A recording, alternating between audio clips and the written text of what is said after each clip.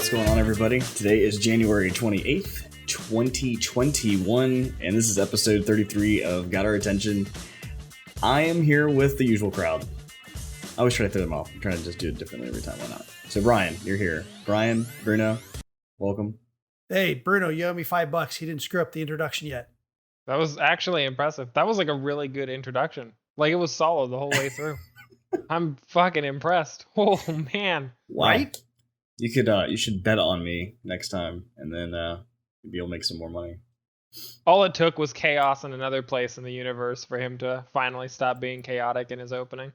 There it is. Nah, because Bruno would probably like short sell you, and I would hype you up, and we'd just squeeze you right between the two of us, and you keep going higher and higher and higher. I don't know if I like the sound of that, but I guess we can run with that.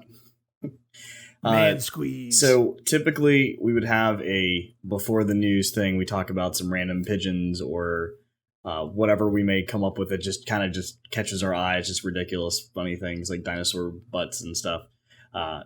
If you haven't what I'm talking about, you listen to the last episode. That's what we talked about. But today, this is a little different for us in a sense of the type of news. We typically cover, tech things related to gaming or maybe anything to that kind of nature. We don't typically venture outside of that into politics or finances or anything like that. But this story kind of brought melds them all together. Kind of so that. It's their beginning story. It's our gaming story. It's the story of the week. It's our headline story. It's somewhat political. It's definitely financial. It's literally There's a reason why it's first. Everyone is talking about this week. And if you don't know what I'm talking about, it's GameStop stock on the Wall Street, based on a group on Reddit called Wall Street Bets. So if you don't know what I'm talking about, so recently we all know that COVID, the pandemic, happened and changed the world and the way a lot of companies worked. And because of that, a lot of these companies took a dive on their stocks because there just wasn't enough demand for people to do these things that they're typically used to doing.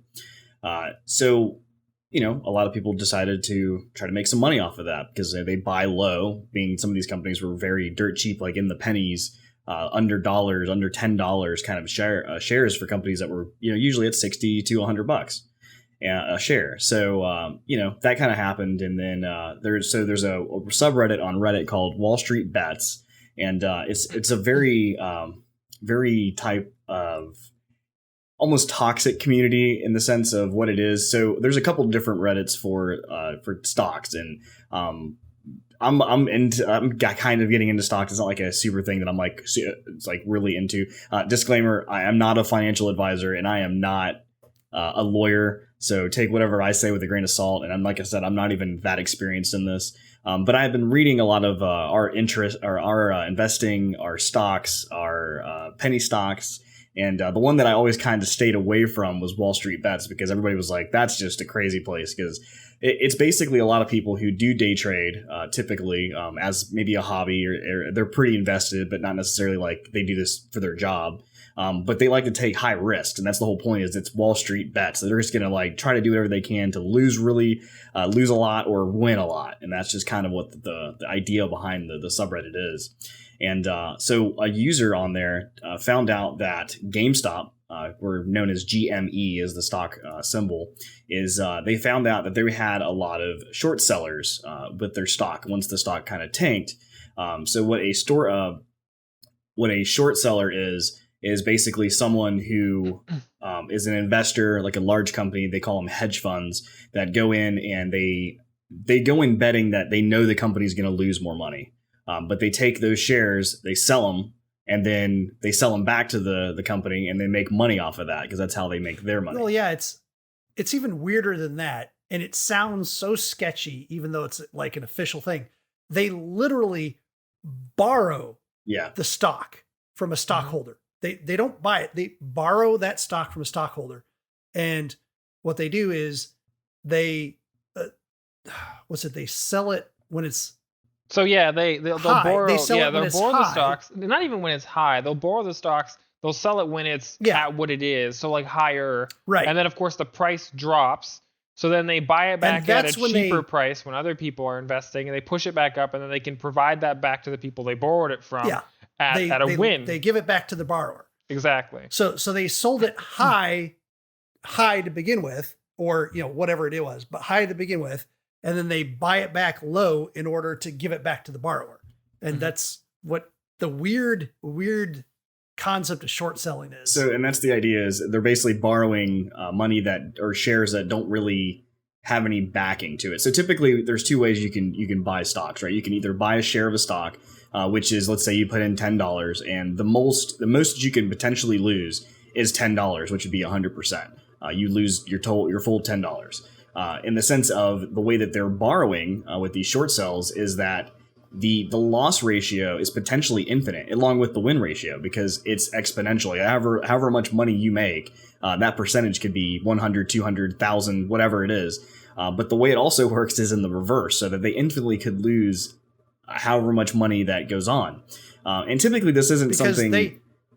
they have to give the stocks back. So if the time comes that they got to give the stocks back, that means they have to buy the stocks at the value that they are. And if that value is higher than what they sold the borrowed stocks at, then they lose money. So that's where it can be that you lose more money than you put in, because you could have sold it at $100, and if somebody drives the stock up to $1,000, well, you just lost $900 per share. Yep. Yeah. So you have to pay it back. And the price is hiked up. It works out in a really...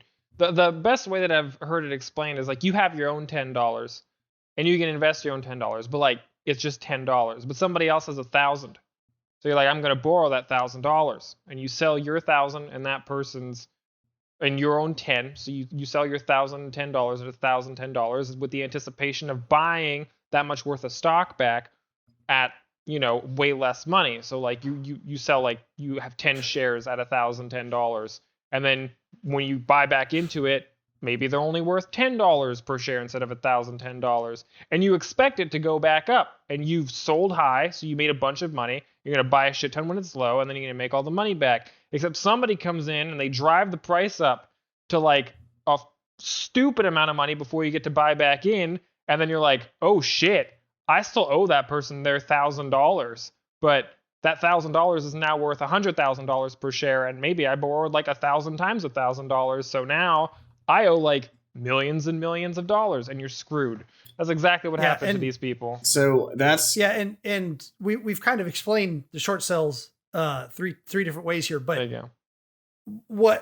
What happened with GameStop is that you had a hedge fund that was out there and actively telling people that, hey, we think this is a great short sell opportunity because GameStop's going away and they're going bankrupt and all their money's going away. So they were literally advertising it, and they were short selling the shit out of it. So the people from the Reddit forum, Wall Street Bets, said, oh, let's see if we can't mess around with them and just keep the demand for the stock up. And when you get the demand for the stock up, the algorithms kick in and it raises the price. Because more demand, well, then you sell it for a higher, amount, so you can get more money for the shares. So they started just driving the price of the stock up, and the short sellers were like, "Oh, this is just a crazy meme thing." So they doubled down, and they were like, "They're still saying short sell it," and then the price went up, and the price went up, and the price went up, and since the beginning of January, this has cost the hedge funds how much, Mike, now? Like over $5 billion?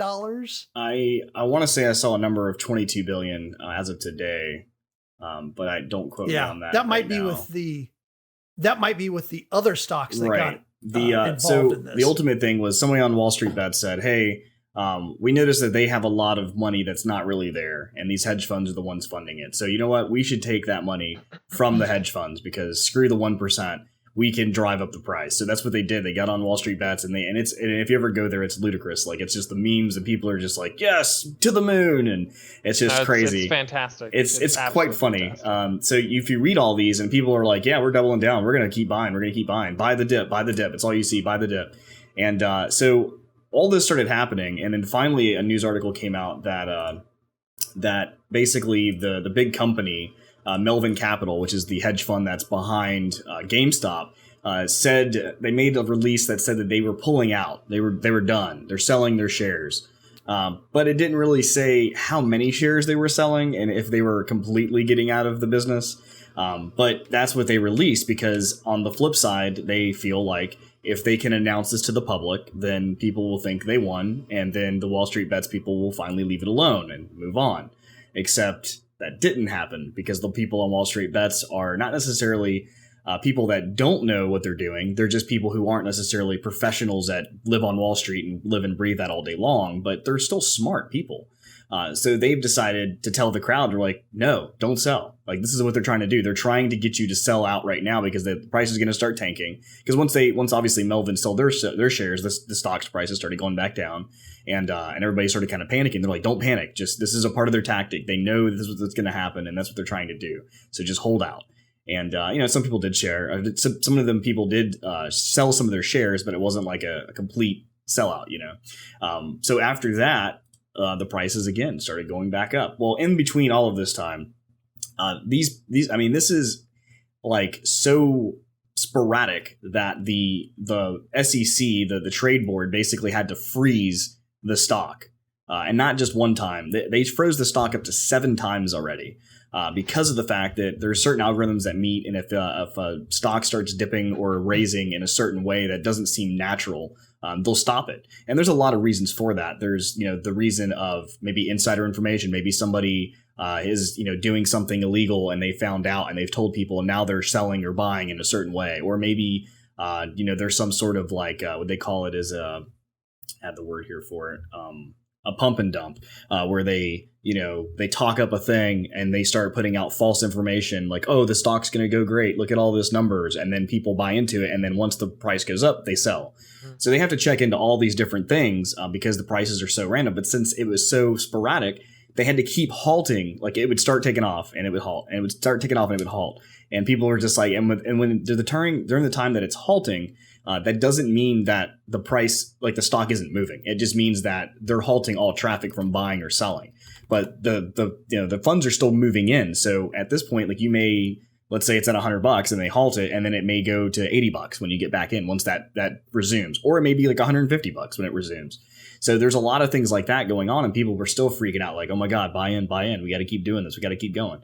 And so that kept going until basically Wall Street Bets, the subreddit itself kind of went down. Like, they didn't even have Reddit, I guess servers got overloaded and couldn't even hold them up anymore. And they also locked their subreddit completely to private, like members only. And then everybody on the speculation starts happening. Reddit's like, oh God, something's happening. Something crazy is happening. And then which really turned out to them they just had to clean up, right? When you think about it, they got an influx of over like 1 million new users or something to their subreddit in like the span of a day. So it's really hard to control it. And of course, there was also this entire series of bots coming in that were very obviously bots that were like, all the posts were like nonsensical, like, you should sell, like, this is really bad, everybody needs to sell. So they were definitely bots that seemingly were funded by someone who had a specific interest in people selling their shares as soon as possible. And again, these people's entire goal was A, to make money, obviously, and B, was the higher they drive this stock and continue to drive it, the more they screw this hedge fund. Because if the hedge fund is in the hole $22 billion now, or like these people in general, all these hedge funds are in the hole $22 billion now at $300 a share. Imagine what they'll be in the hole at $1,000 a share. They'll be extra in the hole. So the whole idea is make as much money as you can, destroy the hedge fund while you're at it, and teach people a lesson is the method of Wall Street Bets. Like the goal they're trying to drive home is like, we will do whatever the hell we want, and now we get to play the game too. But of course, that brings in a lot of toxicity. So after the original crash, they actually locked down the subreddit for a few hours because they had to delete what was apparently tens of thousands of just threads of just crap that appeared throughout that day. Yep. And then during that period too, Discord actually had a different story. So Discord actually blocked or actually removed their community completely. And in the announcement they made was that it's not that they said, and there's a whole post on it, but it's not that the subreddit or that the Discord community was doing anything bad in the sense of financial. It was just the fact that they had some sort of like hate speech or some sort of like terms of service policy that kind of messed that up, and that's why they ended up doing that. Yeah. So after that happened, Wall Street Bets opens back up. They cleaned up all their bots and all of that fun stuff and said, hey, we're still here. We're going strong. It's unfortunate that Discord has decided to ban us because of the good people we do have. There are obviously people that are trying to mess things up. But then after the trading started resuming again this morning, they had to... Yeah. They got to the point where today, as soon as 9:30 opened, some of the after-hour trading was still shooting the stock back all the way up to the sky again, like $400, $500. And eventually, a lot of people are using Robinhood. So Robinhood's an app that allows you, it's a broker that allows you to do fractional shares. So if you're familiar with how stocks work, you can buy one stock equal to whatever amount that stock is valued at. With Robinhood, they allow you to do fractional shares, which means you can pay whatever you have the amount of. So if you have $5, you can put $5 towards a stock and you'll own a fraction of that said stock. So what that happened with that, so Robinhood, everybody's using Robinhood buying all these shares and everybody keeps buying and buying and buying. And then all of a sudden, everything was locked. Like you couldn't buy from Robinhood. It said, unfortunately, these certain, so it was GME, which is GameStop, AMC, which is the movie theater company, and along with BB, which is BlackBerry, and also Express, like Express Pants, like the store that you go to. All of these stocks have been locked and not able to be bought, or you can only sell. You cannot buy. And so people started. Good. See, specific to that, I actually use Robinhood, and an interesting thing that myself and the other people I know that use it noticed is not a single fucking person I know could sell any of their stocks. I could sell stocks, but I could not sell those specific stocks properly at any given time today on Robinhood until after closing. Because every time you tried, the app would actually just spin indefinitely in selling and eventually just time out. So for everybody that I know, not a single person was even able to sell out if they wanted to via the Robinhood app. Right. So then after that happened, obviously people on Wall Street Bets were like, what the hell's going on? And then it kind of comes out of the wash when everybody starts complaining. And as they start complaining, they start deciding that they're going to start a class action lawsuit because they're preventing them from buying into this stock that potentially has room to grow. Like they're trying to make money off of this. And there's no law against us, people, normal people making money. I mean, the hedge funds make money. The large corporations, the 1% make their money. So why can't we? So then it comes out that Melvin Capital, the ones that had been backing GameStop, are owned by a larger company. They're just a part of a larger company called Citadel. Citadel owns like 40% of Robinhood. And conveniently, Robinhood decides to halt and not be able to buy or sell any more stocks for GameStop, which caused an influx of people not being able to do that. So it's almost like in their best interest. Only halt the people using the app, because everyone else still had the ability to sell and buy their stocks like normal, including Citadel. Yeah, exactly. Yeah. So a lot of my friends, so like I said, I'm not a stock expert or anything like that by any means. And, but I was able to, I use E-Trade as the platform, the broker that I potentially use. I have friends that used, Schwab, is it Schwab? Used them, Robinhood, a few others, and I was fine. I didn't have any issues during this, but then I heard some other people saying, like, oh, things are happening. And then get this, I had a friend that was on Schwab that he had basically set a limit to sell at a certain point. Because I mean, this thing's a roller coaster. GME was going up and down, up and down. I mean, from like 500 to 300 to 150, back up to 300, back to 400. So he had set a limit to stop loss where he would sell in case it hit a certain point. So he did, and he was like, oh, well, there goes some of my shares. But then when he got back in his account to try to cash out, it said, your account has been locked. You owe, and he scratched out the amount because he didn't want us to see the amount. But you owe it was probably tens of thousands of dollars. Please call this number. And he had to get on the phone and call them. And this is during the time where things are supposed to be bought and sold.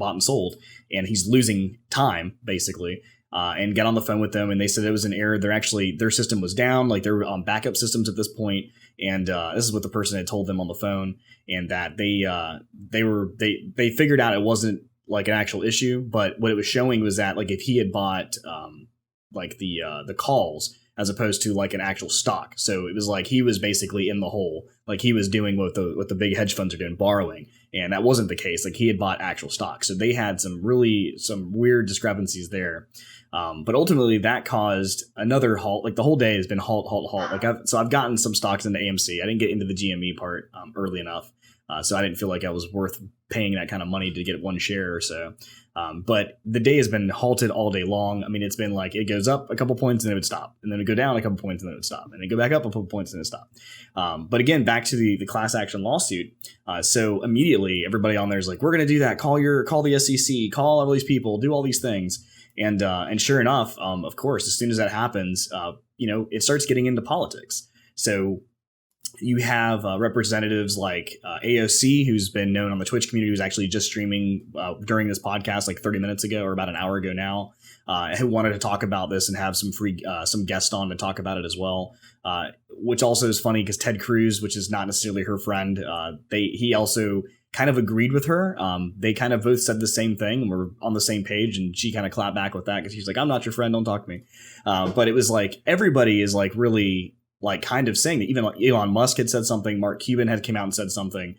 There is multiple famous entrepreneurs and all these people that have interest and have millions and billions of dollars are going like, yeah, there's nothing wrong with that. Why would it was interesting. Like a lot of them were commenting like, if these companies are getting screwed by this, it's because they took a risk that they shouldn't have. And a lot of them are like, if you're a multi-billion-dollar corporation investor, then you should know better than to do things that are so risky that you could get got. And essentially, the one side is very much like, we're as rich as you, and we got here without doing as much bullshit as you're doing, and now you're complaining because somebody's turned the tables on us. But they haven't turned the tables on us. They turned the tables on you because you took the risk, and now you have to suffer. It's just like it's getting more and more volatile as time goes on. But yeah. Yeah, and that's the whole thing about this is the fact that, nothing is different about today and this week than the normal stock market. Nothing has been done this week that is technically illegal. So I read into this a little bit, and like I was talking about the pump and dump, and the philosophy behind that is, like I said, is creating like a false presence of something happening to a stock, to where you put out like, hey, I heard insider information. I heard that their earning thing is going to be released tomorrow, is going to say they're going to skyrocket, so we should go ahead and buy some stocks, and then tell people, and then we all buy, and then all those people buy, and while the stock goes up, then I sell, and then I'm good, right? But in this case, the difference is, a group of people on Reddit, subreddit, at least that's where this was at, talked and said, hey, this fund, this stock is so low right now that we should all invest. And if we invest, we can hurt those hedge funds, for one, and we can skyrocket this. And then the second thing, because cause and effect, other people see that that's happening, like us, for example, who didn't get in on day one, saw that this thing was skyrocketing. We were hearing stuff, so we decided to buy in too, which causes another influx. And that part is not illegal because they're not actually doing anything to manipulate the market. There's no market manipulation there. It's only the fact that, we see other people doing things, by a human, we want to also do those things. So that's kind of how this is changing. And that's just the pump side. So not only did they not pump, but they're not dumping either. Right. They're holding on to their shares. And even further than that, some of them are posting and taking pride that they bought like a certain number of stocks at the highest value of the day.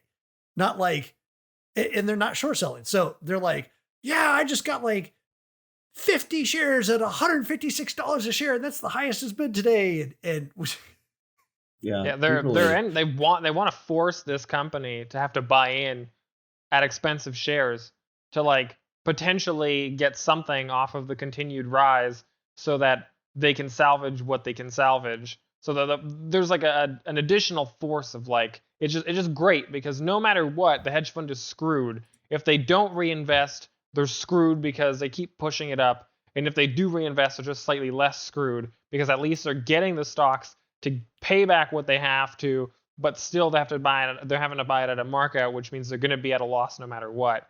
It's just it's just fantastic to watch. There's a lot of people that are out there trying to say that what the Reddit community did, or even other people after them that might have copied some of that, is illegal. And it's like, okay, then so every one of those stock shows that you see on the various networks has got to be illegal too, because the guy is sitting there going, buy, or this stock is crap, you got to sell the shit out of it. Like, I mean, that's it. They're not doing anything different than that. And, and they have a goal, which, everyone that's doing, these stocks of one form or another has a goal, usually to like try to make money, but which is not too far outside their goal. I think one of the big differences that's noticeable obviously comes from the fact that when these big corporations do stuff similar to this, they do it more elegantly. It's not like as in your face. They kind of like, they slowly reduce the cost and then they buy back at a cheaper cost and they push up the price again. And then they just repeat over and over again to make money. But obviously, Redditors don't have any subtlety. And I mean, in general, the age group that's doing this, the general demographic that this plays to, also don't have any fucking subtlety, because the majority of them are internet trolls between like the ages of like 18 and fucking 30 some odd. So they're like, no, we're not gonna do this slowly. We're gonna push this shit, and our slogan is legitimately to the fucking moon. And their whole goal is, I will invest everything I have. I will liquidate all my assets just to get another 200 grand, and I will fucking just invest all in on this no matter what, and we won't stop until this is like quadruple digits and nobody's telling me otherwise, no matter how stupid it looks. So instead of it being like, oh yeah, well, went up by like 20% and then they sold and then like it slowly dropped back down like 35% they bought, it's like, no, it went up by 300% in a day, or 500% in a day, or 4,000% in a day, which turns heads, obviously. An increase of 40% versus 4,000%. A lot more noticeable. So that's where they get off on these weird things about like them being extremists in terms of what they're doing, and like what they're doing is cheating and gaming the system. And it's like, I mean, you guys have all been gaming the system. The difference is you guys were gaming the system at like a dial up of like 2, and these people cranked the dial to 100 and were like, fuck you, we don't care if this shit catches fire, we're going to make our money or not, but either way, we're going all the fucking way, no stops. So and they played by the rules. They did. Yeah, and then so one of the top Reddit users that was using this was no fucking what was his name? I had it earlier. I think it's something value. What is it? No fucking value or something. Deep fucking value. Deep fucking value. There it is. So he was the one that had posted a screenshot of it. Looked like E-Trade, because it looked like the same like screenshot that I would have.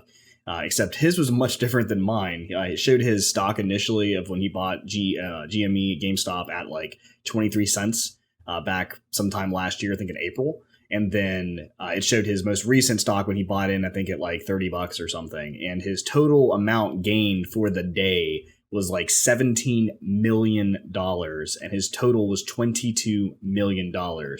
And then today he posted again and goes, I'm not fucking backing down or something, even though he's like, we have to hold. And it's like total loss today was $17 million and still had like X amount of $1 million left. And he's like, I'm not leaving. Like, we're staying in this.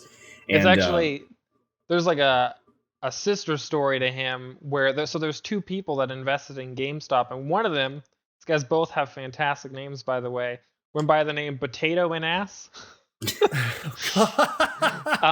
And he also invested in GameStop. Apparently, I think he was the one that invested in GameStop well over a year ago, and he continued to invest in GameStop. And he had posted multiple times. There's like a timeline of him posting on Wall Street Bets saying, "I invested even more in GameStop."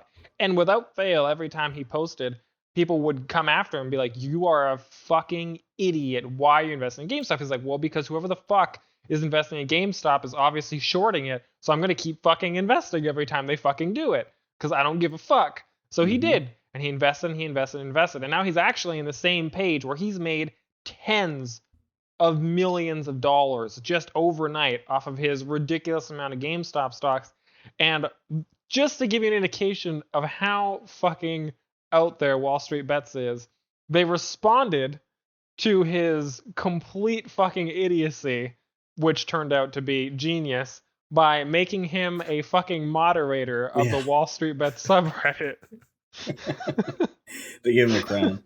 Like, so with all of that. Yes, you've made $17 million. For that, you get to be a moderator of the Reddit. Yep. So with all of that today, AMC has been stocked as another one that people are going after, that they're thinking it's going to go through to the moon, is what they say, like on rocket ships. And another one, like I said, is BlackBerry and also Express. And some other mentions today were Dogecoin. So Reddit's kind of meme is the little Doge. I can't remember what how you pronounce the type of dog's name, but it's like a Dogecoin. No, the type of dog. It's like a Shiba. Oh, it's a Shiba Inu? Yeah, something Shiba like that. Yeah, Shiba. Yeah. And so that's the face you always see. If you ever see that face, it's like kind of a side profile, like mouth open. That's Doge, and that's the Dogecoin they've created, the cryptocurrency. GBR is another one. Yeah, and people are trying to do that one now. So they're trying to skyrocket this cryptocurrency. The only thing different with that is it's a cryptocurrency. It's not backed by anything, and that can't really. I don't see how that can necessarily take off as fast. I mean, you could probably make some money there, but I don't think it's going to be like the next GME or anything. But some of the last things. Go ahead. You mean like this? Yeah, it's at 0.041. That's 1 month. Yeah, no, today has been crazy. So the thing is, today at the end of the day. A lot of these stocks have been limited all day. Like the GME, like they said, they've been halting them. They've been doing a lot of things with AMC. And one of the things that I did read, and this next part is a complete, like, no backing on this. Like, there's no necessarily a fact to this. This is some people that I've read on Wall Street Bets that they seem to know what they're talking about. But what they had mentioned was the reason why they had to stop the trading for GME today was that at one point, the stock had went so insane that it was selling shares for $2,600. So one share equaling $2,600. When we're talking about the shares were like the most were 500. So at some point, something changed and the spike went to 2,600 and they had to stop it, because if not, they could have ultimately broke the stock market in the sense of, and they had some screenshots of people actually posting like, this is my bank. Like I had 11% of a share because of Robinhood for the fractionals. But they sold it $2,600. And other people were like, here's my screenshot too. Like I literally did this. And the way that it worked is if they had enough people that were doing that, the people who had limits set to like 10K, like sell or buy at $10,000 if it's there, those would have went off. And at that point, they would have had not enough shares to sell anymore. There would have been 0 shares available. But there would have been people wanting to buy them. So it was to the point where the market would have crashed so hard that potentially it was like 30 seconds away from actually crashing the stock market overall because of this crazy thing that's happening. So it is an insane story. We had to bring it up. It's obviously still expanding. It's still evolving. And we'll just have to see how it even turns out tomorrow, because Friday was the day they've all been saying, like, this is the day we're going to the moon. And we'll see what kind of craziness we'll get tomorrow out of this. But and to top it all off, tomorrow's probably going to be like a condensed version of today and what tomorrow was supposed to be. Because I think a lot of it was, if there was the amount of manipulation that it seems like is being reported with reference to Citadel and Robinhood and the whole method of blocking trades, it was to stave off people doing anything even crazier. But if you look into that subreddit at all, which, I mean, I don't advise that anybody spend too much time in there because you'll lose your fucking mind.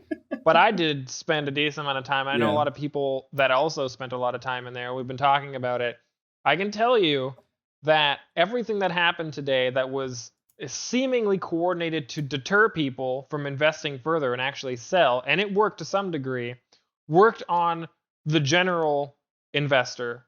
Like the generic like person investing who doesn't want to take risks and is like, oh, I thought that this was a good idea, but now this is bad, and they sold and the price dropped. But for the majority of the people who are investing on this, that is not how they are investing. So the general feel in that subreddit is, because they did this, we should all invest 2 to 4 times as much tomorrow than we were going to invest in the first place to teach them all a fucking lesson that nobody will stop us from doing what we're going to do.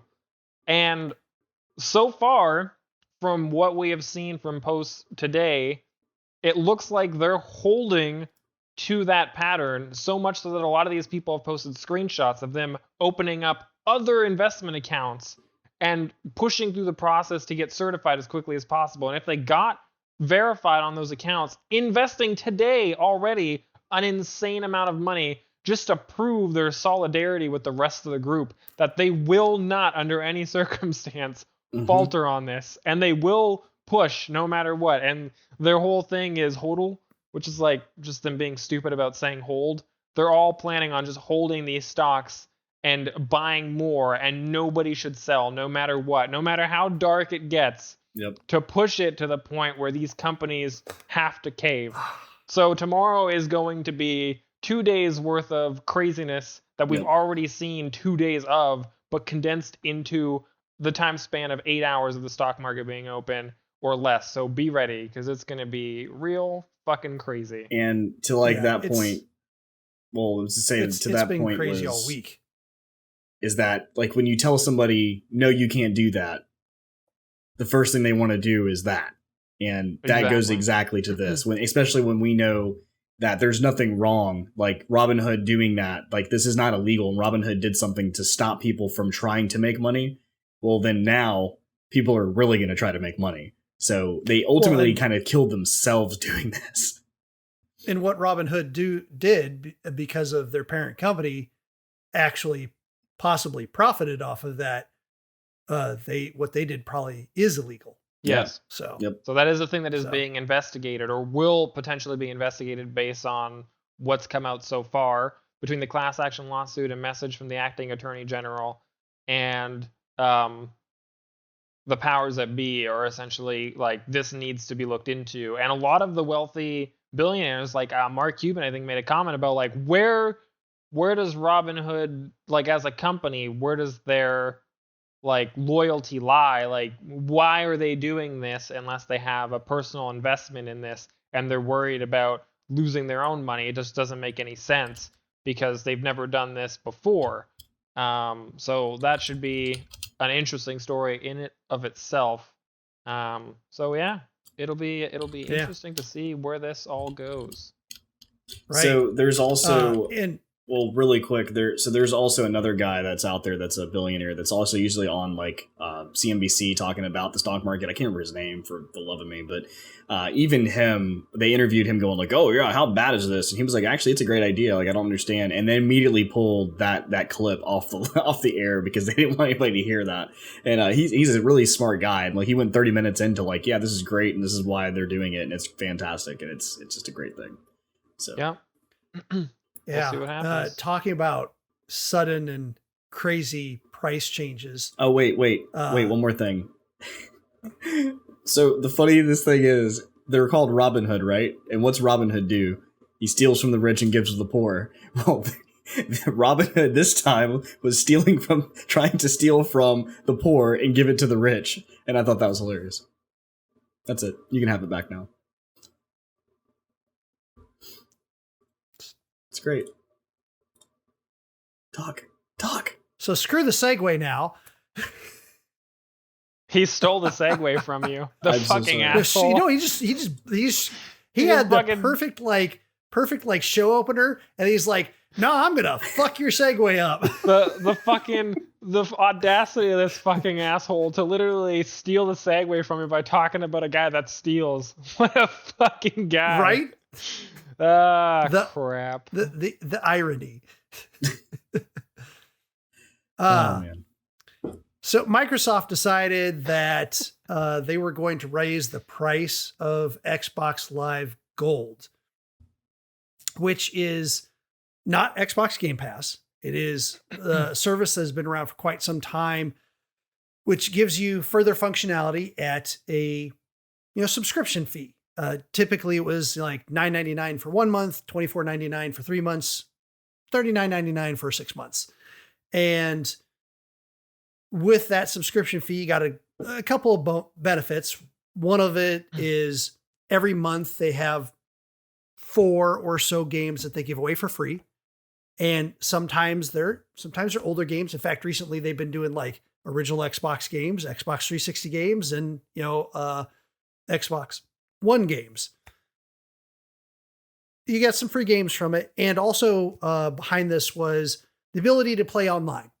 To play your multiplayer games online with other people was part of the subscription fee. That was always backed up by the fact that, they had a good infrastructure and servers set up for multiplayer servers, and your subscription fee went to supporting that in the messaging system, the partying system, which they kind of screwed up when they went from 360 to Xbox One, but then they kind of recovered it a little bit.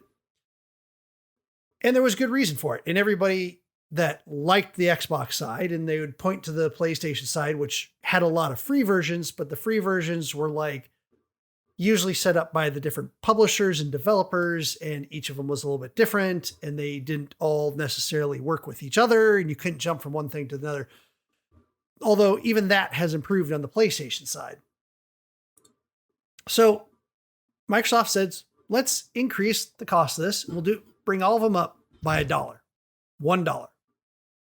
And I first heard of that and I said, okay, I mean, that seems kind of fair because they have not changed the price of this in 10 years. Mm-hmm. They haven't changed the price. So that seemed reasonable to me. I mean, inflation's been worse than that. Well, people on the internet went nuts, went crazy on this. And pretty much the same day they announced it, it was like later the same day, they said, well, okay, we heard the message. We'll roll it back. So much so that they even released a comment. They said, we messed up today and you were right to let us know. Connecting and playing with friends is a vital part of gaming, and we failed to meet the expectations of players who count on it every day. As a result, we have decided not to change the Xbox Live pricing. So that's pretty cool. They listen to their customers. And then they went a step further and they said, hey, we realize that it's important enough that if you have a free-to-play game, a free game that has multiplayer in it, we're not going to put that behind the paywall anymore, because that used to be it. You could not even play multiplayer free-to-play games. Wait a minute. Right. That used to be a problem. Wait a minute. Now they made exceptions. They had made exceptions, but for the most part, the free-to-plays were behind the paywall, and they have changed that, and they're going to allow the free-to-play without paying. This sounds calculated to me. I smell a Sonic the Hedgehog movie conspiracy here. Oh God. Let me break into something real quick. This is a really short thing. So Sonic the Hedgehog, right? Everybody remembers that fucking god-awful trailer that came out for it. Terrible trailer. Everybody hated it. There was no way anybody on that production team didn't think everyone was going to hate it. It didn't even look like Sonic. It was shit. They go back, somehow in 4 months, they totally reanimate this fucking movie and release it. Impossible. Essentially, there's some potential leaks that seem pretty credible that come out to say, hey, you know what? It looks like they released a bad trailer on purpose to piss everyone off, and then be like, oh man, we feel so bad that we've offended you that we're going to not only do a total 180, but we're going to fix fucking everything. We're going to make you a movie that you like, and we're going to do it in the same time frame. Give us 4 months. And they released this movie, which, by the way, was very well done. It was a good movie. And the animation was great. Sonic looked great. And everybody was ecstatic. They got so much praise for actually taking the criticism, which companies don't. Microsoft knows that anytime someone tries to fuck with a subscription service and make anything more expensive, the gaming industry loses their fucking mind. So I honestly, that's it. I'm creating the conspiracy if it's not made already. I'm starting this fucking train. It's on the tracks. I've built the track. It has no end. I feel like this totally sounds like they were like, we're going to release this.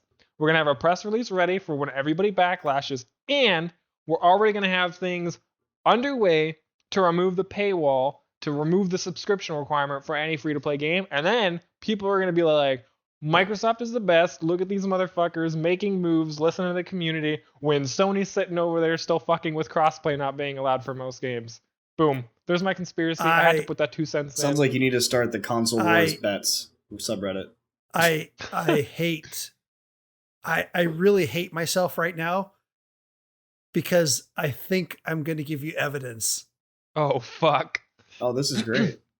Because Fortnite and Warframe were exempt, except that on Xbox One and Xbox Series X, where subscribers must have an active Xbox Live Gold membership to play them, per this article on Polygon.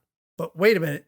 Not only do you have Fortnite that is now going to be released from it, which, Microsoft, whether Epic paid them or not, it's not the point. I mean, that means more people play it than they get their cut of people buying V-Bucks or any kind of thing like that. They're going to get a cut up from it. Sweet MTX.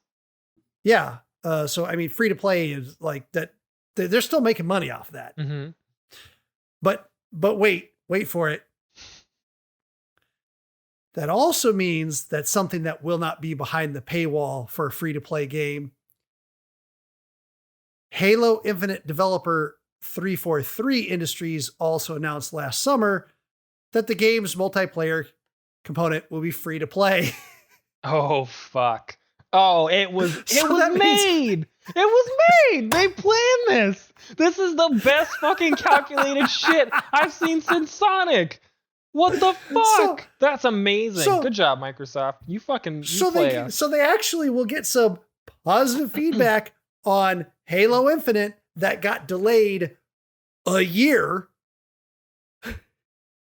It's perfect. And now when it comes out, it's multiplayer component, which will be a component that you can load just by itself and just play the multiplayer. You don't have to buy Halo Infinite to get that part. They were already going to say it was free to play, but yeah, now that's going to be free to play and you won't need Xbox Live Gold for it. Imagine how many people will buy like the cheaper Xbox, what is it, the S? Yeah. Yeah, just to play, like, think about the old days. Like, people love playing, like, just fucking the original, like, Halo with their friends. It's going to be the same shit. If they do a good job with the multiplayer, it's free. You don't have to pay for an online subscription. I could honestly see a lot of people buying, like, a $200-some-odd console just to play with their friends. And now with this announcement, people are primed for it. They're excited. They're like, fuck, look at all this free shit I'll be able to play on this console. And a lot of these free games, guess what they don't require for a lot of these free games? A fucking strong console. You do not need an intense console to play Fortnite. You don't need an intense console, most likely, to play the Halo multiplayer based on... Or Warframe. Warframe can get pretty good. Warframe already is great on the current PlayStation 4, so... Yeah, no, it'll play well on the lower hardware. They're making it so that it looks and can melt the newer hardware. But yeah, and again, they don't even give a shit if you buy the console. Yeah. Because you could do it on the Xbox Cloud that they're going to have coming out, because since it's free to play, there's all the bling, all the cosmetics that you can buy that support it. This story excites me. That's where they're going to make the money. Like, and for Halo, that's all amazing news. Like, amazing news. Because what this is going to do is this now puts the ball in Sony's court. Sony, of course, fucking infamous for just being absolute shit at enabling crossplay. They just don't like it. They want you to pay for their service, and they want you to get fucked if you want to do crossplay. They just don't like it. They're like, if you're going to play on my console, and you're not going to play anywhere else, and if your friends want to play with you, then they should play on the same fucking thing, and you should buy my fucking console. And this only further drives home that fuck you mentality of either you loosen up or people are going to abandon you because your exclusives are really fucking good, but will your exclusives make people abandon their fucking friends if it's so much easier to play? And I'm going to tell you, yes, I will abandon my friends for God of War. Wow. Well, he said it. There you go. I done said it. But most people won't because they're good people. Maybe. We'll see. I mean, you nailed it. I mean, make it easy. Yeah. And Microsoft has been making it about the easiest. Yeah. Where and Dymyrn, you've said it before at least half a dozen times. Yep. The main draw that Sony has is fantastic first-party titles. Yep. I mean, the reason why you go PlayStation is for the first-party titles. The reason why you go Xbox is the ability to play anywhere, the ability to play all your old titles, the ability to still get, next-gen stuff because it's reasonably equally as powerful. The PlayStation's going to be better at some titles, and the Xbox is going to be better at other titles. I mean, you have different reasons to go both ways. Yeah. And both of them offer you a subscription service where you can get some free games. But if you want the Netflix of games, then you're on the Xbox. Yep. Or at least the ecosystem, which doesn't even need the console anymore. Yeah. No. Nailed it. That's great. No. I think it's time for Dymyrn to get back on his bullshit. Get back. It'll be a little bit of bullshit. This one's gonna be a little lighter than usual. Mostly because somebody did something kind of right. So I guess actually two things kind of went right. So I guess I'll give kudos where they're fucking owed, I suppose. So the first story really is a nice one, though I feel like a little overdue. So the FTC has fined 3 ticket scalping companies for illegally using bots. There was an act put through called bots, the Better Online Ticket Sales Act, which essentially bans the using of software to circumvent ticket purchasing limits. And that was established, I believe it was 5 years ago. And lo and behold, it was never fucking used. Surprise. Nobody fucking did anything with it. Until now, where 3 different companies who, I believe it was 3. 3 specific ticket companies. There was no additions. Okay. So they were fined a total of, essentially what they ended up paying was $3.7 million combined in fines, though the actual full out fine was $31.6 million, but these companies couldn't afford that because it's just a fucking insane number. So they were fined finally, $3.7 million for doing exactly that. So not the kind of scalpers that I generally hate, but they're still scalpers, and for concert goers or people who like to attend any event that requires tickets that can be purchased online, good. I mean, this is good news because more of this should happen. Less scalping should fucking happen. Well, scalpers should not be allowed to make money. And that's something that Live Nation and Ticketmaster have been doing for years. I mean, on top of their normal fees that they charge you already, they already, destroy you in fees. And then you have to pay ultimate prices like through StubHub from all these people who have bought the ticket and resell it to you at another value. Like it's insane. But what is good about the whole story is the fact that these are the same bots basically that are used to buy the PS5s and buy all the cards. So like maybe that is a step in the right direction. Maybe they'll actually start trying to go after these people that are actually doing this disservice to the rest of the community, trying to get PlayStations. Leave them alone. Let them have them. The trouble is the act was written specifically enough that it is for ticket sales. And so, I mean, they're going to have to either modify it or pass another bill to, cover scalping of another type. And at the same time, still protect honest resellers. There's people that buy season tickets for them and their family, but, they find out that they can't make it to a particular game or they can't do something. So they put the tickets up for someone else to buy so that, they can make it to the game if they can't make it. And, that should still be allowed. Yep. There's nothing wrong with that. It's the people that, I can't even say have no intention of going. Cause I mean, that starts treading a fine line, but the people who do a certain volume, let's say, of reselling without any intention of going,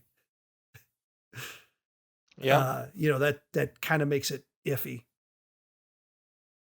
And on the same news, kind of, it still revolves around scalpers. We're back to Newegg. I talked about this last week, but last week I had a very different tune to sing because I was just fucking pissed.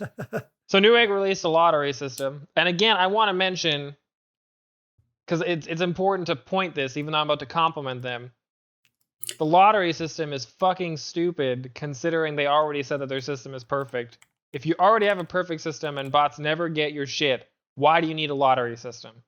But anyways, I already complained about that. I just want to make sure everybody's aware of how dumb and just how stupid it is that they released this after saying what they said. But the lottery system came out last week, or kind of last week. And there was an issue with it. When they released the lottery system, it had a problem where if you went to go buy something, you register to buy a 3080, you would potentially win a chance to purchase a 3080. But it would come bundled with something, with a motherboard. Or you would buy, a processor. And it would come bundled with a graphics card. And you're like, well, I don't fucking want a graphics card. I want just the fucking processor. So that's a problem, because it means that those fucking bundles are worthless for almost every person that actually gets them, and it's just a way for Newegg to make money. Well, they got a lot of backlash for it because, unlike Microsoft, apparently they didn't fucking telegraph that was going to happen. They didn't have a fucking PR thing prepared to protect themselves.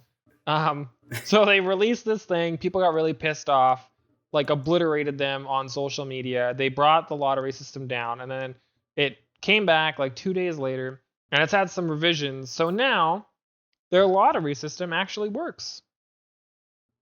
Can scalpers still get PS5s and hardware? Yes. But they're on the same fucking playing field as everybody else. Because it's random. Yeah, they may be able to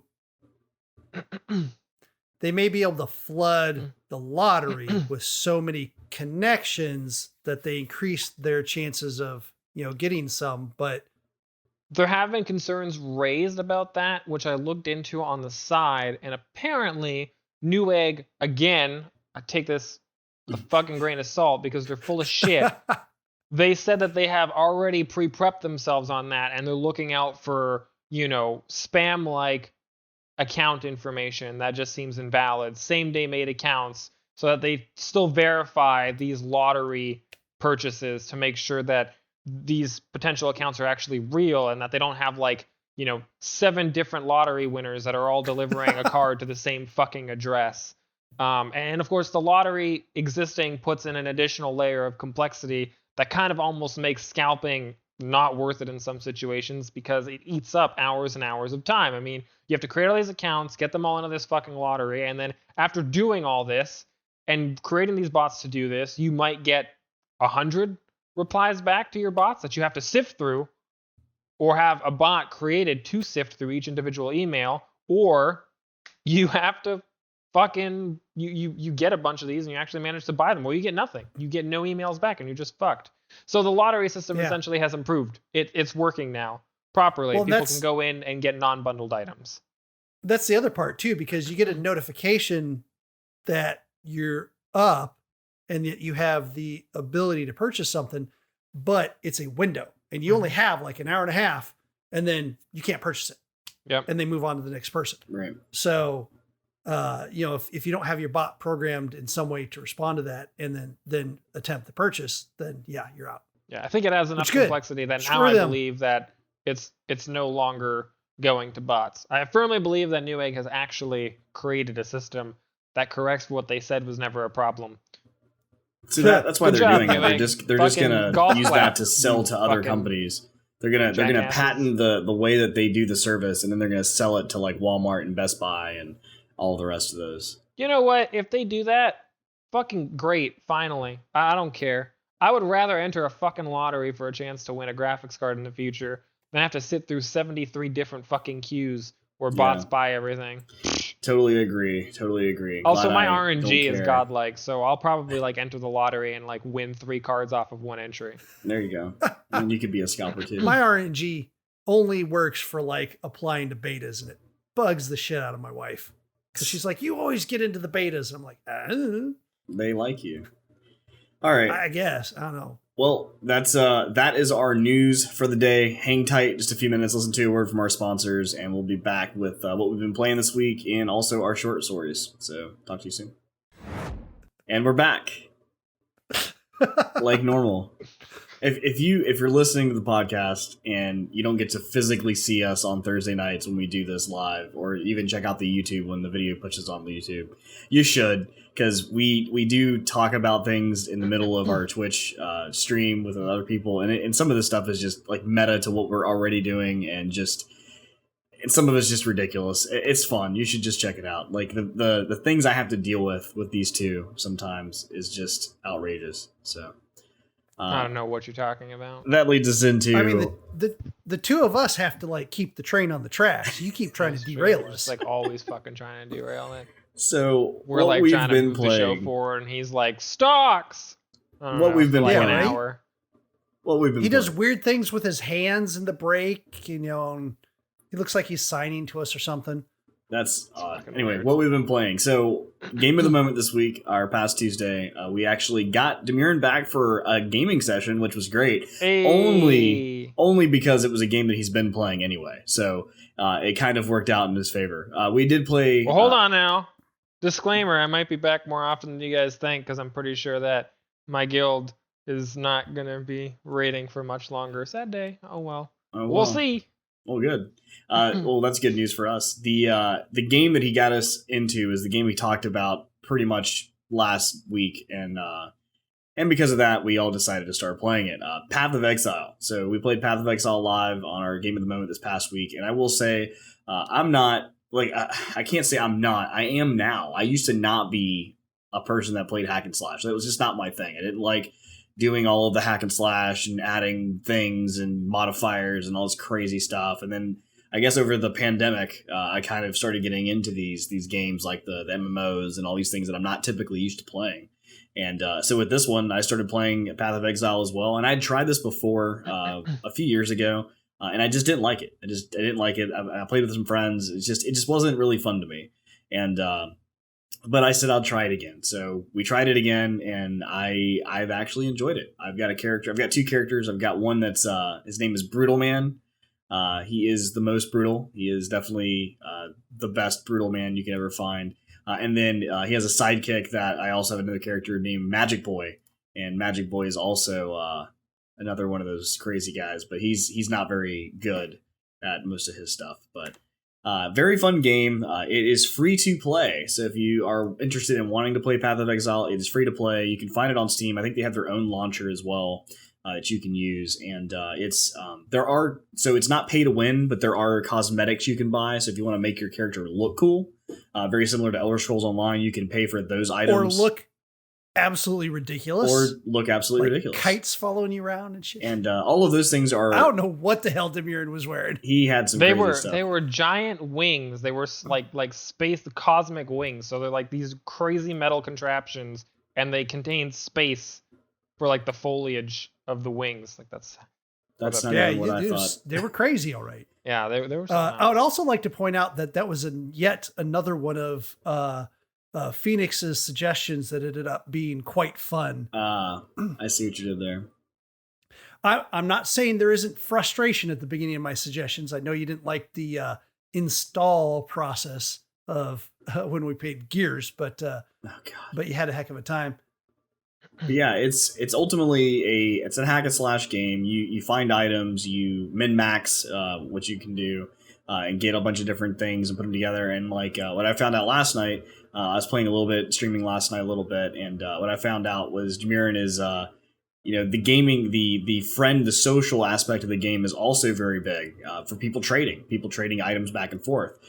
He popped into my game and was like, here, you need this one thing? Well, here's like 50 of them. And I was like, oh, great. Now I can upgrade like every single piece of my armor to like at least another level or so. So I was able to do that kind of thing. And there's also items, like different items that he gets that I can't get. Because it's all random drops, it's all RNG, so it's you don't know what you're ever going to get. And even with the gems that they have that give you the skill powers and the passives and the active skills, like you don't really know what you're going to find out there.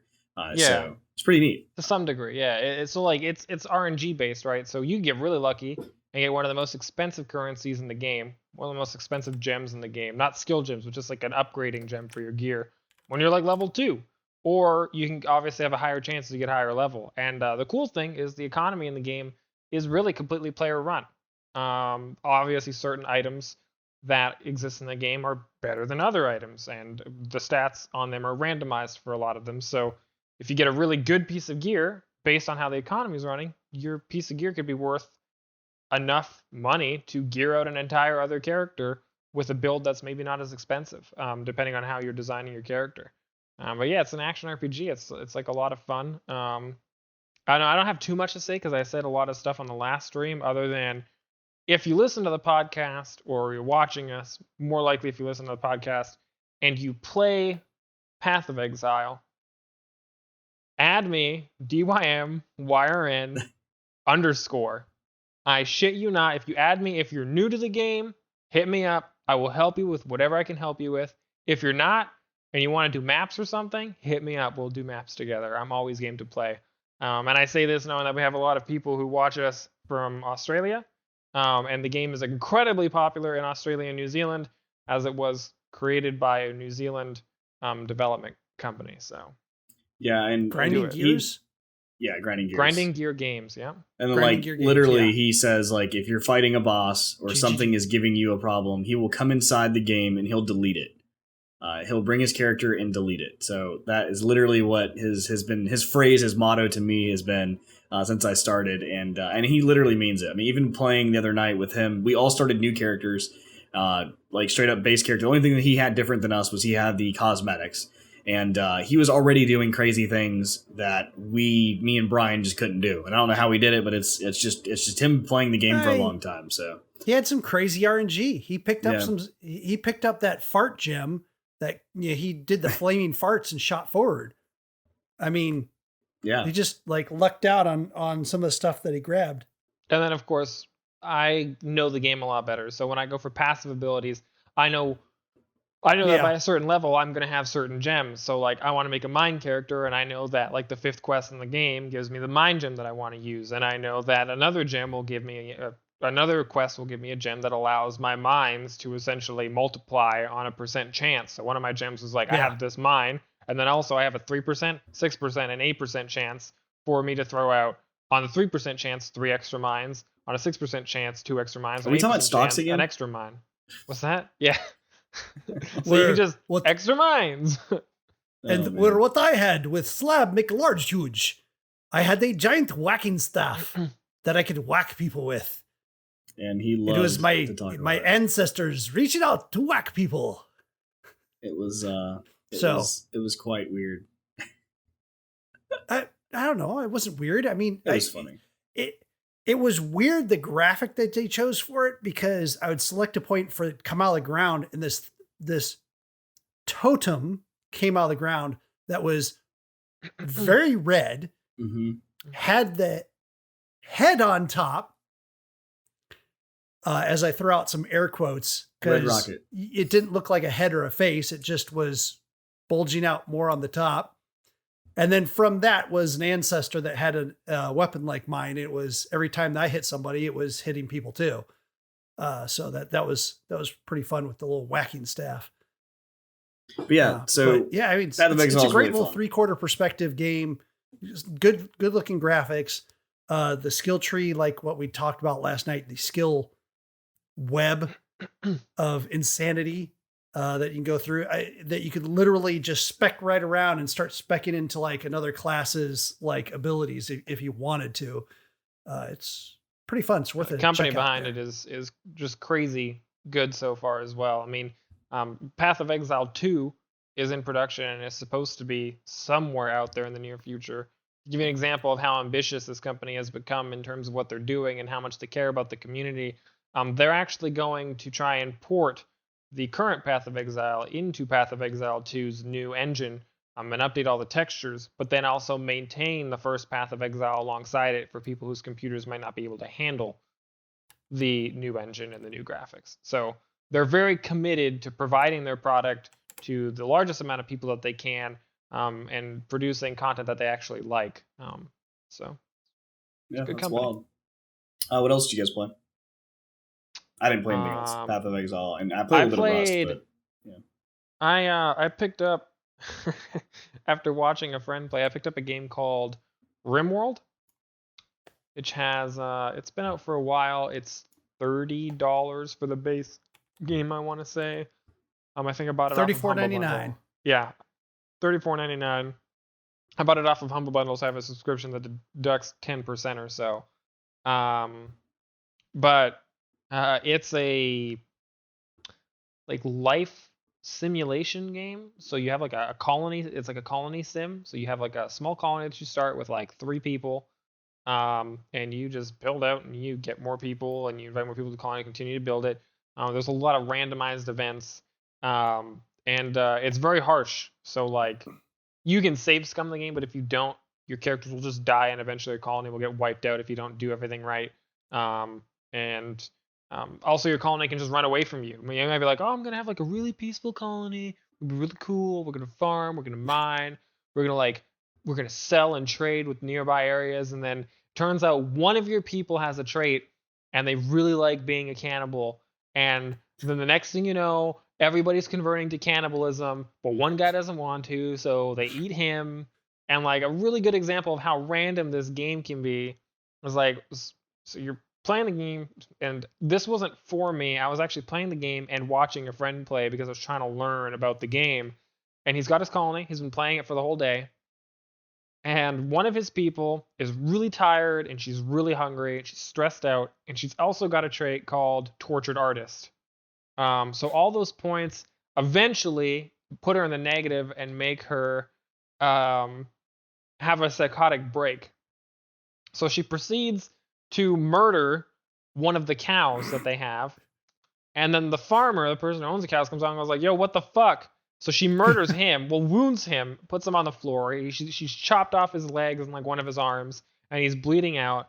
And then she like continues on this murder spree. She rolls up into this person's house who has a dog. She murders the person and then like locks the door, like walks out of the thing, locks the dog inside of there, takes off and just starts killing the whole town. But he had given her his best weapon, which was a laser, like a plasma sword. So nobody fucking stood a chance. So she just proceeds to fight every single person throughout this entire colony, kills everyone and every animal that exists, like either maims them to the point where they're on the floor bleeding out unconscious, or has killed them. And then she collapses from her battle wounds and her exhaustion. And as she collapses, this message pops up and says, a hero from far away can sense your stress and has come to save you. So in comes this ninja-looking guy from like outside of the map, and he runs in, and the first thing he does is he goes in and he actually finds a place with the dog. The dog is distressed because its owner is dead and attacks him, so he kills the dog in defense, but now he's wounded. So then he goes to find people, and the only person he finds alive is this one woman, and of course he just entered the map, so he doesn't know who the bad guy is.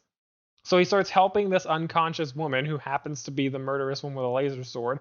She gets up, slaughters him because he's wounded from fighting the dog, and then proceeds to kill herself, and his game ends. So I have one question, a multi-part question kind of. Yeah. So were you playing a game? Were you watching Fox News, or were you having an acid trip? Or all three combined? It could have been all three. But yeah, there you go. That's Rimworld in a nutshell. It's really interesting. There's a lot. The modding community for it is insane. I haven't even touched the mods yet, but it's one of the few games that has a rating of overwhelmingly positive on Steam after many years of being out. And if you read the reviews, you'll see very quickly that the people who are fans of that game are diehard fucking fans. Like, we're talking, there are some people who have like 9,000 to 20,000 hours played on that game. So do with that what you will. That reminds me of, do you ever play Kenshi? Yes. It sounds, is it similar to that? It sounds to me like Kenshi a little bit. No, because like the graphics are a different kind of bad. Okay. But yeah. It's like a 2D, you're like looking down and like all the textures are flat kind of thing. I'll have to check it out. You've sold me on the craziness. So come to the dark side. What you got, Brian? What did you play? Well, just recently, Hitman 3 released. So, of course, I've been playing Hitman 2. Sounds fair. And it's like the picture of like the big fancy car, and like I just bought a new car, and it's like the car behind it. It's like the little. Yeah, exactly. And the funny thing is this isn't even the second or third iteration of Hitman. Hitman kind of rebooted itself in 2016, where they just did a whole new engine and everything. It was still Hitman. It still continued the story, so it wasn't truly a reboot. And then they released that in an episodic format. So you got a map about every month or so.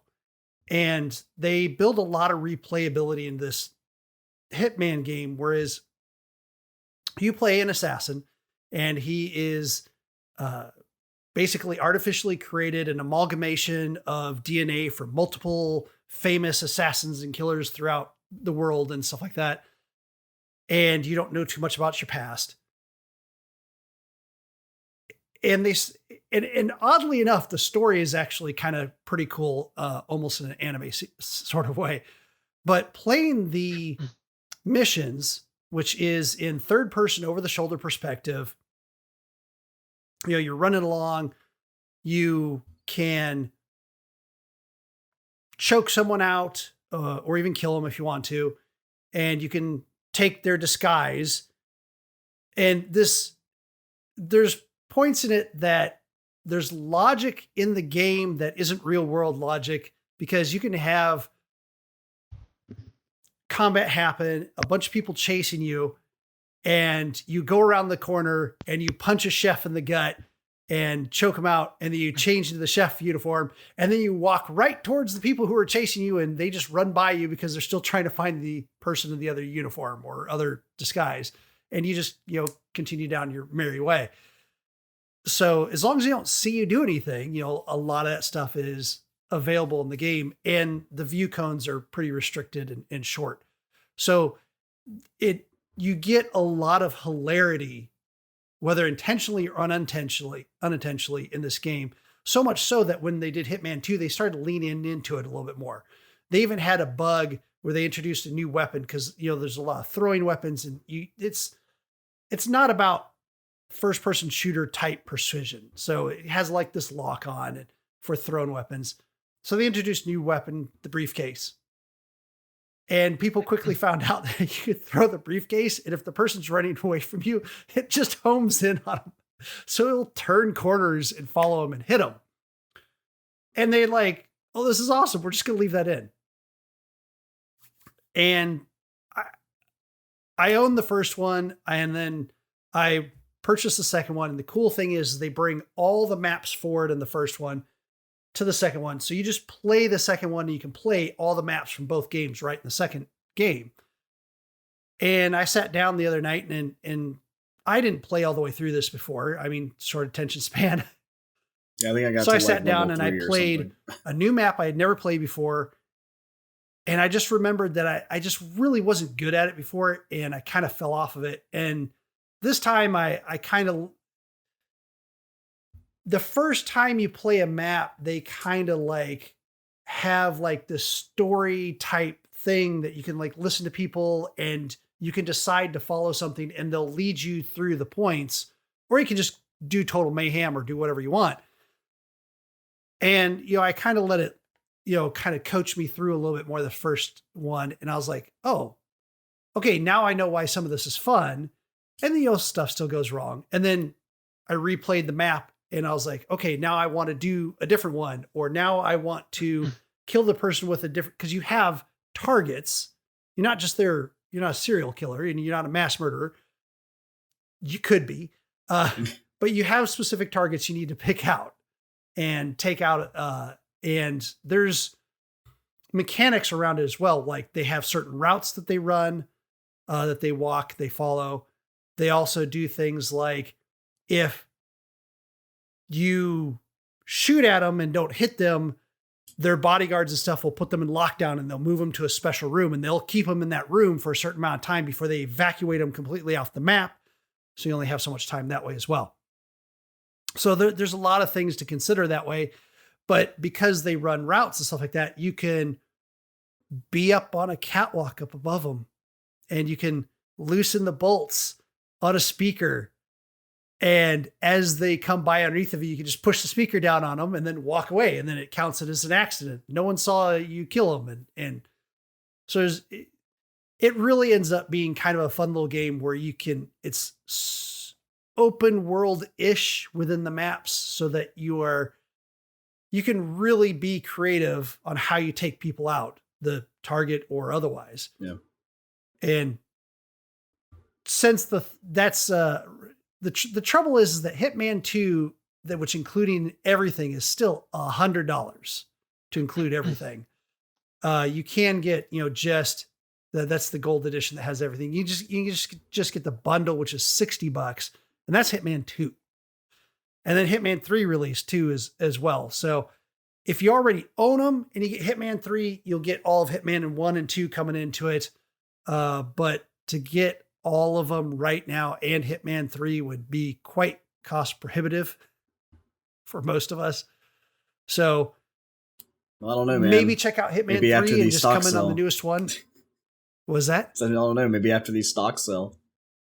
Yeah. Then yeah, you might just buy double copies for everyone. I mean, I've always liked and enjoyed the Hitman series, like even before the reboot, because of the fact that there was multiple weapons, multiple ways to perform said mission. And then I think it was Hitman, the original Hitman 2. You could literally and I think they all kind of did this, but you gain weapons as you play certain maps, and then eventually you have your inventory, and you can go back and play a mission that you didn't have a weapon before, like a sniper rifle, and then you could just start the mission, use the sniper rifle, shoot the guy on the balcony, and then you're done. And I remember one mission was a Mardi Gras mission, and it's all these people walking in Mardi Gras, and it's this crazy scene, and then one of the people, the target you're supposed to kill, is kind of walking through the crowd. And I was able one time to take out one of the silencers and basically shoot the guy in front of everybody. But since there was such much, all the pandemonium, everybody running around, I never got caught. Nobody saw who I was. So I just ran away too and passed the mission. So there's just really cool things like that in that game. And like you said, pushing the speaker, dropping pianos, all of the extra accidents are really neat for that type of game. Yeah. And that's actually where the replayability comes in, is because you'll unlock new weapons that you can use in that map and other maps. You'll unlock new starting places within the map. So you can start at different locations, and even new outfits. Yep. So they got a bunch of things that you can unlock like and that. The other thing too is there is multiplayer. There is a multiplayer aspect to it. I haven't really played it too much, but I want to say it's I can't remember if it's against or if it's you're just playing alongside. I don't remember exactly. So the multiplayer that they introduced in Hitman 2, at least, the reboot that was 2018 Hitman 2, was that you both were on the same map. Although the other person was kind of like a ghost to you, but you could see him when you were close to him. And you both have the same target. And the first one to that target gets the point. And then a new target appears, and you both have to go after the next new target. Okay. Or it might be a series of 5 targets, and if someone gets ahead, you still have to take out the target before. It was one of those two play. It's been a while since I've seen it though. Yeah, but there is a multiplayer aspect to it, so which is pretty neat. Yeah. So the last thing I played, and this will be a little bit quicker. I had to take and play this game because I know Xycia really wants to play this game. But he doesn't have a PlayStation 5, and the demo only came out on the PlayStation 5. So I went and played it for him so that he could understand. Yeah, I'm pretty sure you played it for the Maiden. What was that? I said you pretty much played it for yourself. Maiden, which is the free demo that was released on PlayStation 5 for Resident Evil 8 or Resident Evil Village. And last week, Mike was like, well, is it really a demo because you're not playing the protagonist? And I'm like, yes, it really is a demo. I've played it. You don't play as the protagonist of the actual game, but it's a demo of how the game plays and what it looks like and the movement and items and inventory and examining stuff. And you start off as a person in this dungeon. And honestly, it started strong. I literally played through the whole thing in 30 minutes, maybe 45. And that was with some wandering around and poking around with stuff. But it started off strong. And Mike, I'm telling you, this would have got you because I know you don't. I know what you don't like and what you like. You don't mind the zombie stuff. Yeah, that's fine. But it's literally like you walk by this cell and, there's spoilers here for anybody who's going to play the demo. Spoiler alert. Spoiler alert. Spoiler alert. Yeah. No, I'm not going to put that in this time. I was hoping. But, you like walk by a cell and there's something in there that, it's just laying there. So it's not very scary. And then you come back and it's moved. But that's cool because it gives you access to an object you needed to get somewhere else. And then you come back again and it's moved again and it's half out of the cell. And it never moves when you look at it. And then you get a certain item and then you walk back out in the hallway and then you hear like a whole bunch of noises and stuff trying to bust through walls and stuff or doors and you can't figure out where it's coming from. And then you see occasional stuff move and stuff fall from the ceiling. So it really did that kind of like unseen, creepy type vibe. It was pretty decent. And then from there, you kind of crawl out of the dungeon, you get into the castle. And from there, to me, it was like borderline boring. It was pretty. Oh my God, it looked good. You got in this castle and the gold, gilded walls and everything, and just the bas relief and the fancy chairs and the things of armor all looked fantastic.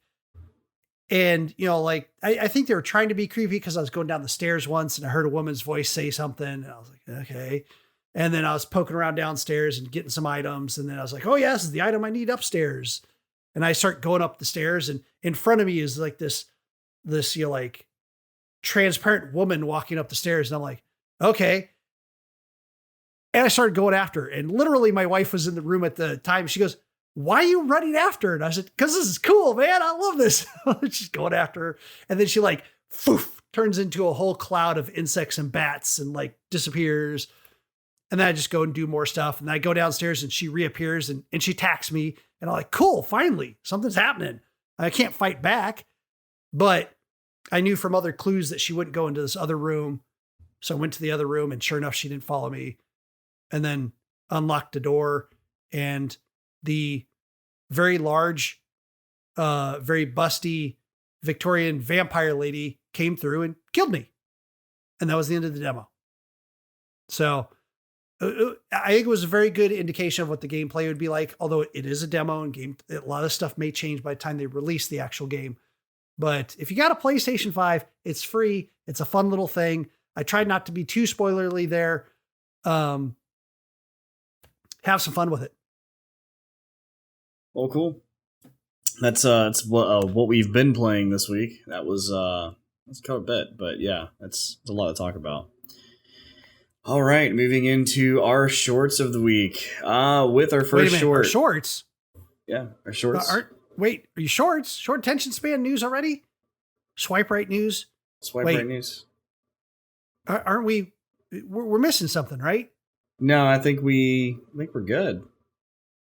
Well, because I'm looking at these news stories, and to me, this looks like this is like Xycia's Cyberpunk 2077 short minute. That was last year. But yeah, literally a short minute. We don't really need to spend a whole lot of time on Cyberpunk anymore, but some news came out for it. So they have the 1.1 patch has become live for PlayStation and also PC users. I think Xbox as well. But the issue is it caused a bug. And of course, not just a bug, but a game-breaking, technically, bug. Which happened is one of the quests called Down on the Street quest actually caused it to game break. So again, after that, they put out another patch to patch the patch. So then that happened. They also released, get this, modding support tools. So not a way to actually mod the game, but modding support tools that you can use to potentially mod the game. And of course, because people modded the game, they've already done things that probably shouldn't be done. Like, putting Keanu Reeves in a position to where he's one of the sex toys that you get to have sex with. So immediately CD Projekt Red had to pull that mod off the market already. This is why we cannot have nice things. People ruin stuff for everyone. Moving on real quickly. Vicarious Visions, which is a studio that rebuilt Tony Hawk's Pro Skater 1 and 2. They remastered it and did a lot of work on that. Fantastic thing. Go check it out. But that's not what we're talking about. They basically got absorbed by Blizzard, which was interesting because one of the things that they were working on was a Diablo 2 remake. And there's several teams in Blizzard. Team 1 got dissolved. Some of them got moved to other jobs. Some of them got unfortunately let go. And Vicarious Visions got brought in, and they're going to be working on some of the stuff that Team 1 was working on. And we're going to see what happens. We might get that Diablo 2 remake, or we might see, they might be given bigger things like Diablo 4.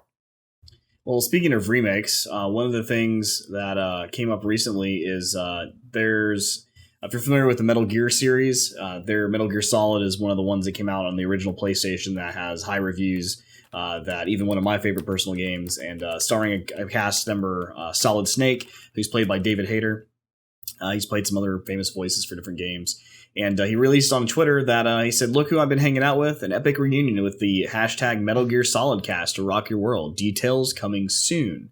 And in the screenshot, you see basically every single person from Meryl Silverburn to Otacon to Sniper Wolf, Liquid Snake, Major Ocelot, the boss, Naomi Hunter, all of these different actors, voice actors that are there, along with some press, along with some talent reps that are there as well. All kind of hanging out, and they're saying that there's some news coming. So we're not saying that there's going to be a remake or any sort of Metal Gear game coming, but the fact that they're all hanging out, there's something in the works. So we'll be following that as well. Yeah, to crush your dreams just a little bit. The creators of Metal Gear and Silent Hill. And Contra and every other game. Well, a lot of games. Konami is closing studios at this point in time. So, I mean, if you don't know about Konami, they've kind of been out of the game for a long time. They dwindled a few years back. They showed a small glimpse of something that they had labeled PT, I think it was. Yeah. Which everybody thought was going to be the next Silent Hill installation. And then it just never came. And then they cut ties with Kojima, the I forget what is it, the writer, I guess, and producer for the Metal Gear games. And they released a Metal Gear game without him, and that was fucking Phantom terrible. Pain, yeah. They got a lot of shit for it, and it was so bad in terms of selling that it wasn't even mentioned on their earnings reports. If that gives you an example of just how garbage it is. But I mean, Konami's been veering away from that for a while, so they mostly do gambling machines and gym related things. But yeah, they did do some rearranging and closing of studios. So rip Konami Code. You'll always be in my heart. No doubt. Yeah, the code's used by everyone else anyway, so whatever. So speaking of Hitman 3, a couple of people have been playing the heck out of it, and within essentially, 48 hours of it releasing, people were posting on the Dubai level speedruns, extremely fast speedruns, speedruns so quick that I can show you the entire speedrun right now. Oh shoot, I did not mean to. So basically it starts, guy comes in, he shoots, he runs around, kills the one guy, kills the other guy, and that's it. The level's done. My goodness. You talk about speedruns, that's pretty insane. That's very much like what you were describing earlier, Mike. Pretty much like your speedrun right now. You did it. You did Second time in a row. In the in a similar vein of figuring out how to do weird things in video games or find out stuff in video games, in Resident Evil, the new Resident Evil that Brian mentioned earlier, there's some what a lot of people seem to find very attractive vampire demon ladies. And one guy figured out just how tall the sexy Resident Evil lady is. He actually went through the trouble of playing through the demo to find when she came through a certain door. And he first tried to match it up with chairs, and then he matched it up with this old door that matched the time period that the game takes place in.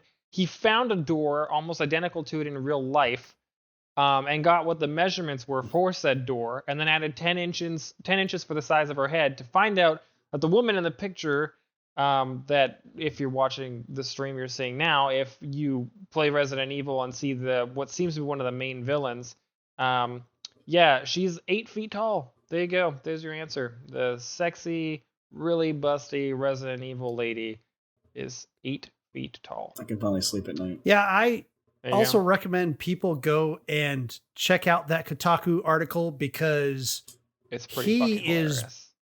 It's a hilarious article. He's like borderline fetishism about this woman. It's super funny to read that one. Anyway, moving on. The Hitman series, which is created by IO Interactive, which has an interesting history among itself, is actually creating a James Bond game. In fact, some people are thinking that some of the stuff in Hitman 3 is kind of testing the waters of how they're going to build this game. But some of the interesting news that came out recently about it is that they are doing a origin story of James Bond, which they were saying, hey, hasn't been done before. Well, I don't know. The first Daniel Craig movie actually started with him becoming a 007 with his 2 kills. But they're kind of going through, his early days as a British Secret Service agent, portraying those early events. It's going to be a wholly original origin story, and the James Bond character will be a fresh new face. It's not going to be based off of the actors that portrayed James Bond in the past or even currently. Nice. Some other movie type news. There has been a leak sort of from insiders in the Hollywood Reporter execs that have said that there is a new Harry Potter live action TV series in the works with HBO. Apparently it's in the early stages where they haven't got any writers or any sort of developers yet to actually be a part of this yet. When they even asked HBO if they're doing anything about this, they said there are no Harry Potter series in development at the studio or on the streaming platform. So we'll see what actually comes out of this, but they don't really know what it's going to be like. They said a Harry Potter series, so it sounds like it's going to base their revolving around the actual character of Harry Potter. But then J.K. Rowling also has a lot of flack with a lot of people based on some of her views and such. So I know HBO is looking for another Game of Thrones. This may be what they're trying to do to fill that void. So time will tell.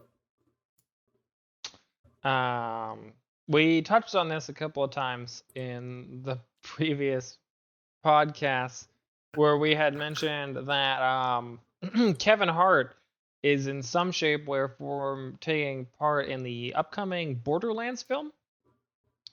And I joked that he was going to be Claptrap, and I was wrong, unfortunately, because he's actually going to play the part of Roland, who is one of the main characters in Borderlands 2.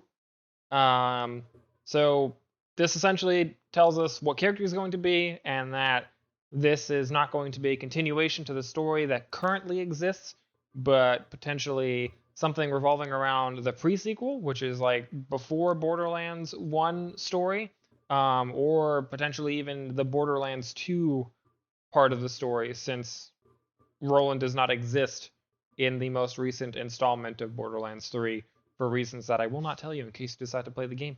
Yeah, the casting person definitely missed their mark there. They had potential. Yeah. Plus, I'd like to say that story was sent in by friend of the site, Runner Diva. Yeah, actually, I was going to mention that later, but yeah, shout out to Runner Diva, Ray Bay, and Tickle for submitting articles this week. We do appreciate that, so rock on. Absolutely. In Grand Theft Auto news, GTA is announced, or is probably going to announce, another Vice City or San Andreas remake. So some people have been speculating around the communities, basically, that there's going to be some sort of announcement coming out in the next 90 days. And they're not sure what or when, but what they're starting to feel is it's going to be something related to either San Andreas or GTA Vice City. Some of the tweets, there was some fan-made shark cards, all that have a bunch of series of numbers, but basically when you add them up, it seems to be Vice City's release date, along with San Andreas release date, along with GTA 5's release date. And they also released recently, Rockstar had announced that GTA 5 is coming to next-gen consoles as well. So if they add all these together, it seems like these will probably be something that's going to be done before GTA 6 is announced or released. So there's hope. Okay, let's see if I can do this all in time.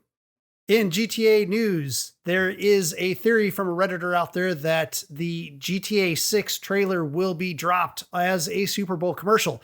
Now, he thinks this because GTA 6 was originally rumored to be happening in Miami and around some of the drug trade there. And of course, the next Super Bowl is going to be in Miami or Florida area. Tampa. On top of that, Tampa, thank you. Florida. So, and they don't necessarily say 6 was going to be in Miami, but definitely Florida. Also, he said another piece of evidence is that a Canadian singer-songwriter, The Weeknd, is scheduled to perform at Super Bowl halftime show. And last year, they released Blinding Lights music video, which briefly showed an arrow-shaped sign reading GTA 6 trailer. So he's put all these little things together and said, yes, they're going to drop a commercial at GTA 6 at Super Bowl. I'll be shocked if it does. Heck, Pepsi, Coke, and Budweiser are not even having commercials this year. What? Yeah. That's wild.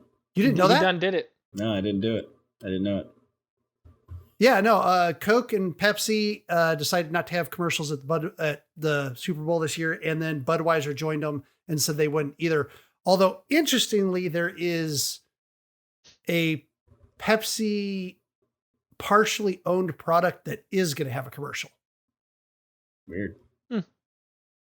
Our final short for the day is probably the most disappointing, actually, of all of them, at least for me. But I think for a lot of people in more than one way.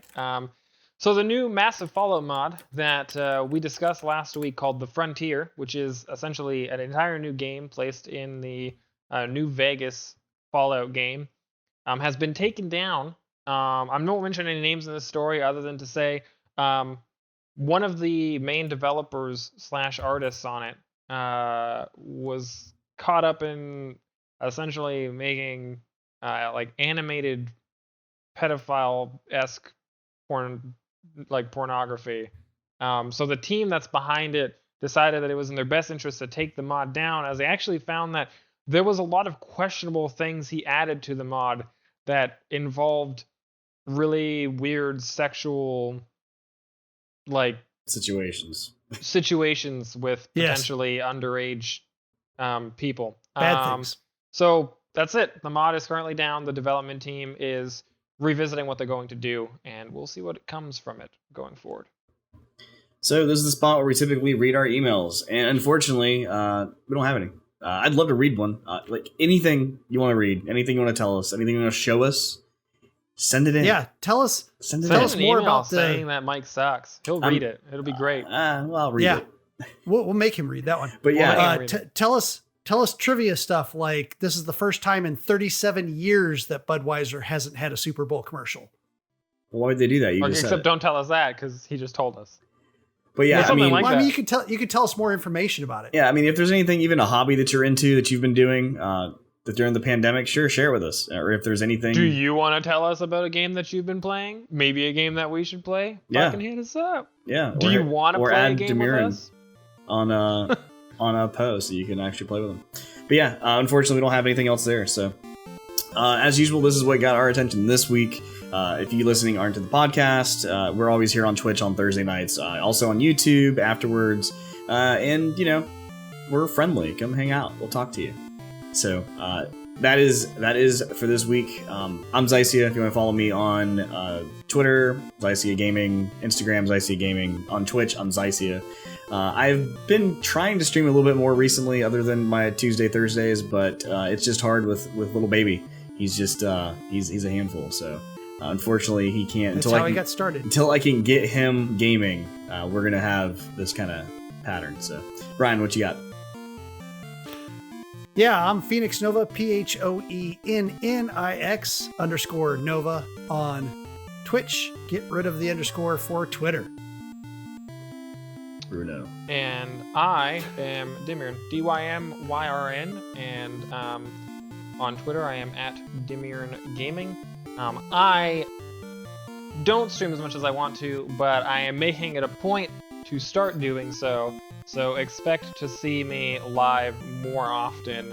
I'm hoping to at least stream twice a week, guaranteed every week. I don't know what days yet, other than one of those days will most likely be a Saturday or a Sunday, and it may alternate, but I'm going to do it. It's going to start with Path of Exile, and we'll see where it goes from there.